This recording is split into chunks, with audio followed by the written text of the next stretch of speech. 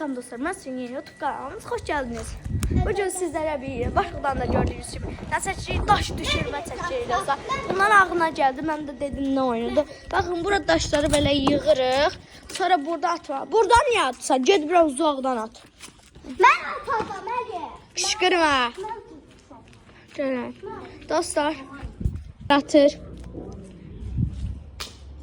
Olmadı. Neyse. Attı. Attı. Təzdən atır. Təzdən atır. Yo, kim kazansa öyle. Kim qazansa eləyirmiş sən abi. Eləymiş. Bəsdir bu qədər. Daşlar götürün. İncala. O daşları oraya koyar. Yo, mən götürürüm.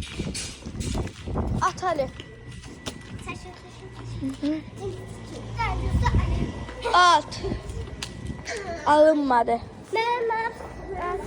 Mən atım da bir dənə.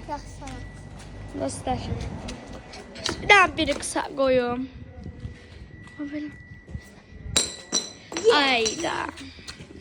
Burada atın. At.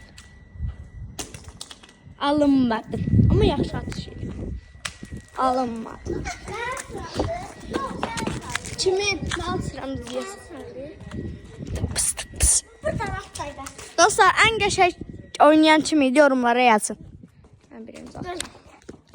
İstəyən də mən atım da qoyunda.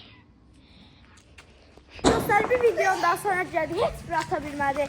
Videomu beğendiyseniz kanalıma abone ol, like atmayı unutmayın. Bilgisayarda atsanız mənə çox dəstək vermiş olarsınız. Sağ olun. Sağ olun.